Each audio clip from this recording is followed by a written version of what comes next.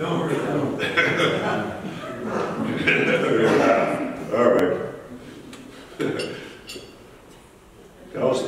Schneweis was appointed by Governor Pete Rickus to serve as the director of the Nebraska Department of Roads in May 2015. In that position, Carl leads the agency has more than 2,100 employees, planning and addressing Nebraska's transportation needs. Prior to his appointment with NDOT, Kyle was a partner in the industry leading transportation policy and financial consulting firm. We provided strategic planning and performance management expertise for more than 25 national, state, and local clients. He has also a significant experience in the public sector, having served at the KDOT, where he played an instrumental role in developing and winning the legislative approval for the state's $8.2 billion transportation group investment program. Kyle earned his degree from the University of North Dakota, and he's a licensed professional engineer. He and his wife Laura have parents, 2 toddler boys. How's the little Kate? I gave you the long one. You did. Okay, thank you.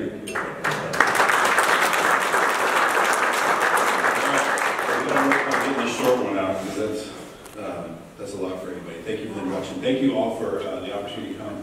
It's nice to be amongst friends. I've met a few people that I hadn't met before, and I see a lot of familiar faces, and we have a lot in common in terms of what we're trying to accomplish. I wanted to start with a little story.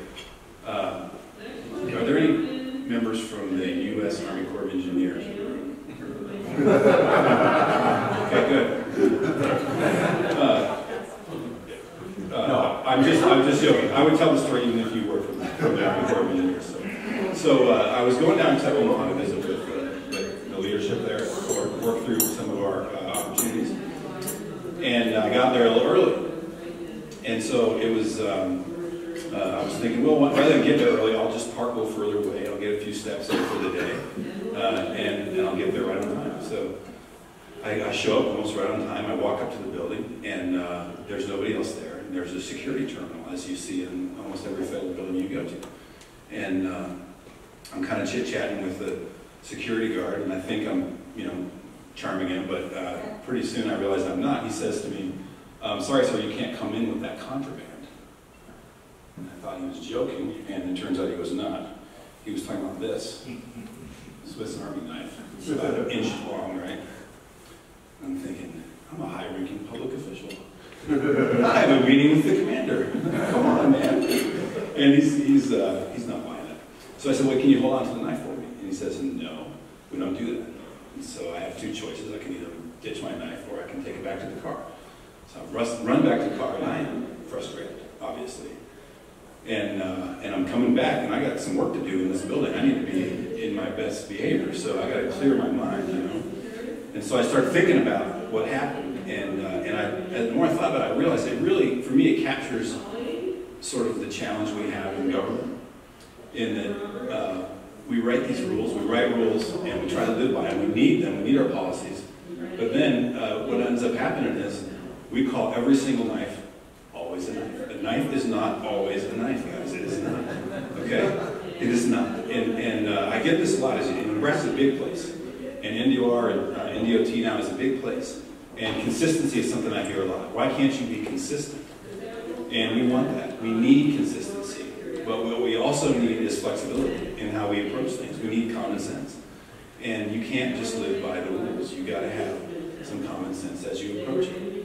And then for me, there's a whole other element. I've played this out so many times, I can just take it deep, right? But there's a customer service piece to this. The guy was a jerk. A couple weeks later, I go to the airport. I'm stupid, I bring my knife, right? And the guy says, you can't bring a knife. Well, of course, I'm getting on the plane, I know that. But the guy says, well, here, I've got an envelope. I'll put your knife in the envelope, and you can pick it up at customer service when you get back. Or if you prefer, we can mail it to you, and when you get home, it'll be at your house. And that's what he did. And I got home, and it was in my house. Right? And the difference in the rules, right? So sometimes the knife's not always a knife, but even sometimes it is.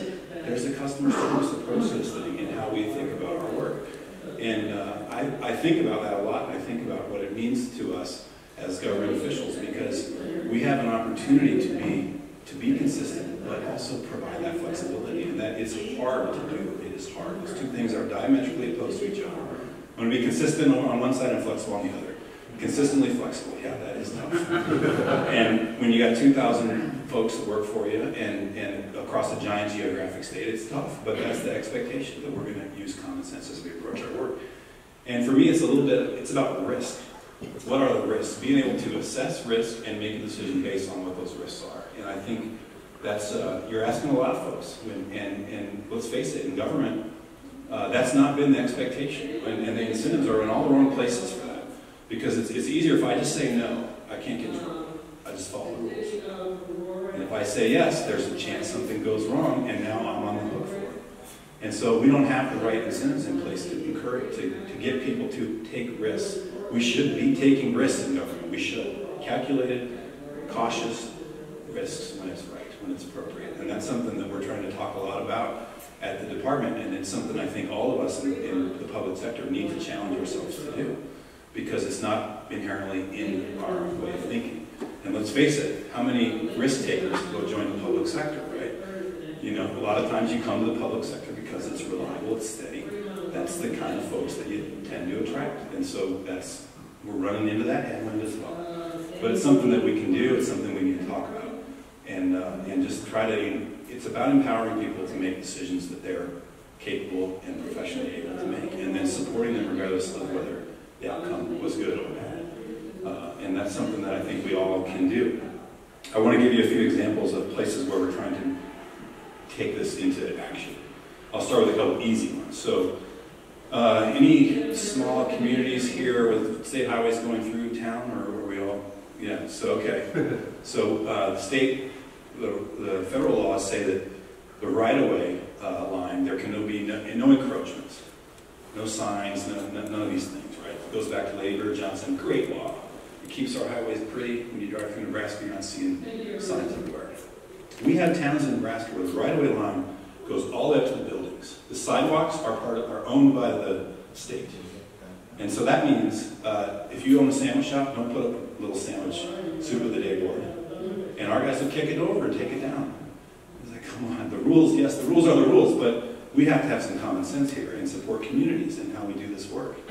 And, you know, rules be damned sometimes. You got to be able to make smart, common sense decisions about how to apply them. And that's an example where we're trying to be more supportive of communities and how we do it. It's a tough job. If you're in charge of that program, you got to decide who gets to keep their sign and who doesn't. That is a tough job. And it's not something that we're all cut out to do, because you got to tell people no, and you got to be able to back up your yeses. But it's something that we expect them to be able to do with common sense as they approach it. That's one example. Working days. Any contractors in the room? I don't think so, right? So we have one contractor. Okay, here's an example. So another one. Okay, so we do working day contracts, right? And working day, a lot of working day contracts. So we get in a position where, say, a bridge is under construction and it's closed while we're building it. And we get to the end, there's say 3 days left to go. And the contractor says, I can open the bridge now, but if I do, I have to work under traffic, and that means I'm not going to get my 3 days. I got to do this ancillary work. It's going to take me 5 days. And I'm willing to do it if you won't charge me 2 days penalty. Well, I know there are examples where we go ahead and say, no, we'll keep the bridge closed unless you want a penalty. And that is not how we need to do business. The customer is not the contract, right? It's the people on the road. If you can get the bridge open, get the bridge open. And let's work for 2 extra days and let the contractor off the hook and think and forget it done, really. We're thinking about our customers. So, and it's not that that's happening all over, but it does happen, and we need to take those kinds of things and understand them. I think a big one is projects in communities. This is one where we need to be engaging with our communities. I think in the past, and I don't mean to be disparaging of anyone that works at the department, I think we have great people that work there. Our public interaction oftentimes has come down to a checklist of federal requirements. And so we will check our boxes to make sure that we can get through the federal process, but we don't always think past those boxes to think about what it means to build these projects in the communities. And whether it's access to businesses, whether it's how we do the detours, all these things are things that we have got to focus on as we build these projects. And so it's an area where we're really trying to put some emphasis on. Because ultimately it's not our customer is not the road, it's not the policy, it is the people and the communities, and that's what we need to be able to build our projects to support. Another story for you. So we had a small town in Nebraska. Highways going through town, very flat, very straight, nice shoulders, see forever, never had a crash, perfect road. Next to the road is a school. Next to the school is a soccer field. Next to the soccer field is a ditch, and then a giant hill up to the roadway. So when you drive by, you look down to a soccer field at a school. Well, what do you think the community wants? They want a guardrail there, right? Because they get nervous. They're sitting there at their soccer game and they're seeing these cars going by at 50 miles an hour, and they're thinking, that would be tough if a car came down here. Well, how do we make decisions? So policy says, is the road designed for that speed, and does it need a guardrail? The answer is no. Does it need a guardrail? It's got a perfect sight, you can see forever. What about crashes? You ever had a crash? No crashes. So the policy says no guardrail. Okay. Talk to the attorneys. What do the attorneys say? Any attorneys in the room? I learned early in my career, it's never too early to get the attorneys involved. Okay? Get them involved. But their whole job is a risk, right? And what do they tell me? If you build a guardrail and someone drives and hits that guardrail, now you're going to be sued for putting a guardrail in a place that doesn't belong. So don't build it. But here we have a community that's getting a little riled up. They want a guardrail, and they think it's the right thing for their community. And so what do you do? Right? How do you make these kinds of decisions? We make these every day. This is a small example. These are the kinds of things. And we built the guardrail. It is there today. And we shared the cost with the county or with the city. It didn't cost that much. And it's what the community thought they needed on their transportation system. And I will support those kinds of decisions as far as we can. I think it's important to do. And it buys a goodwill. We have a partnership now to do some other things in that town that I think need to be done. So those are the kinds of things that we need to challenge ourselves to do. It's easy to look at the rule. It's easy to look at the policy. But what's the right thing to do in this situation? Does the policy talk about schools and soccer fields? No, it does not. And we're not going to write a policy that does. You can't. It's impossible. So let's take the policy and apply it to the real world and try to make a good decision.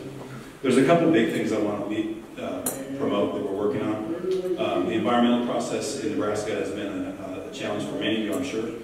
If you follow legislative activities, last year we passed a bill that will allow the state to take on the responsibility of the federal government in all NEPA documentation. So that was only a first step. We waived our sovereign immunity, which means if we mess up, we can get sued in federal court. Again, it's about risk, right? It's a risk we feel we're willing to take. Nebraska has never been sued, by the way, as far back as anyone who's worked at the department can remember, and there are some people that have been there at one time. So I'll tell you, we're confident we're doing it right, and we're going to be able to avoid any of those things. But this is a game changer for us for many reasons. One, because it's going to speed up the process. We're going to save a ton of time. We estimate up to $19 million a year just in construction inflation because of shortening of the process. And so that is a big number. But it's also about sort of taking your own destiny in your hands and making decisions that are right for Nebraska here in Nebraska. We're going to have to follow all the same rules. And for all of you who've been frustrated with federal highway in the past, get ready to be frustrated with us because we're going to have to follow those same laws. We are. But we're going to be able to do it faster, and we're going to be able to do it in a way that we think can make better sense for us here in our state. So it's a huge deal. We're probably 4 or 5 months away from the first step, which is the categorical exclusion part, if you know that language. The EAs and EISs will come later, probably a year or more later. But it's a lengthy process, and it's something that I'm very, very proud of the team because they are going through this very rigorous process to achieve this and rethink how we do it, while at the same time delivering on hundreds of projects every single day. These people are working night and day, and they are to be commended. If you know any of the folks in the environmental office, please thank them for me because and on behalf of your community and your company, because they're really putting in the time. I wanted to promote the county bridge program. I stood in a pike 2 days ago. It used to be a bridge. The state is now partnering with counties to build county bridges.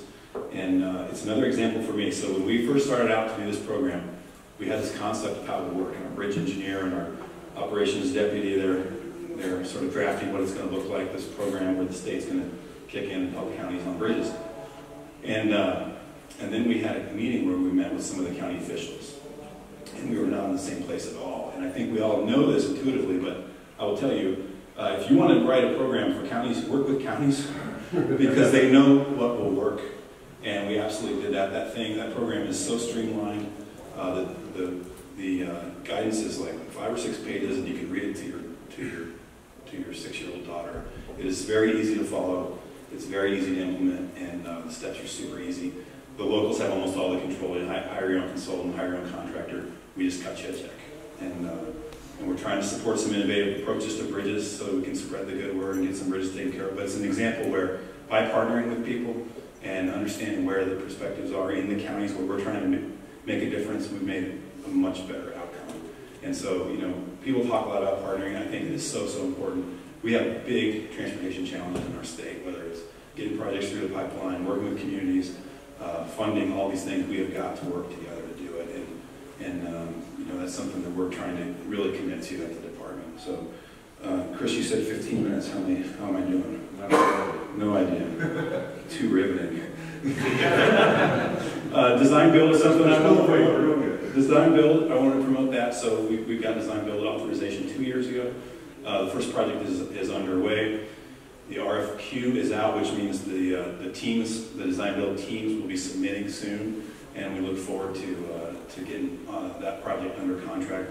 The first project is Highway 275 from West Point to Scribner, and it's a long-awaited project in our state, something we've been waiting for a long time. So very excited about that thing, and that's sort of the challenge, right? You've got this whole NeAPWA assumption thing. We're trying to change how we think about all these things. We've got design build, and at the same time, you've got to deliver all the regular stuff, and the team has just been doing tremendous work. So again, that's a place where I really appreciate if you can thank them. I will say, Nebraska has been a great place.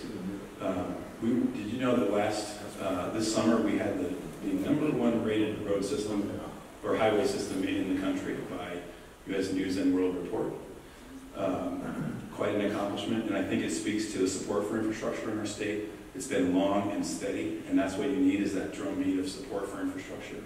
We're in a good place on the funding side. We are in a good place in terms of condition. Our maintenance staff that are out there plowing snow soon, they are probably the heroes in terms of being able to maintain our road system. We are in a really good foundation, and we made some good legislative changes to take some risks where appropriate, change our way of thinking, but also put some more money into infrastructure. So lots of good things are happening. It's a wonderful place to be, and I'm just really glad to be a part of it. So I'll leave you with that. Now remember, knife is not always knife. That's our mantra. And I always say at the end, please wear your seatbelt when you leave. I know all of you do. 218 people were killed on our roads last year, and 70% of them weren't wearing seatbelts. So buckle up, get your friends and family to buckle up. It's so, so important. So thank you for having me. It's been awesome to spend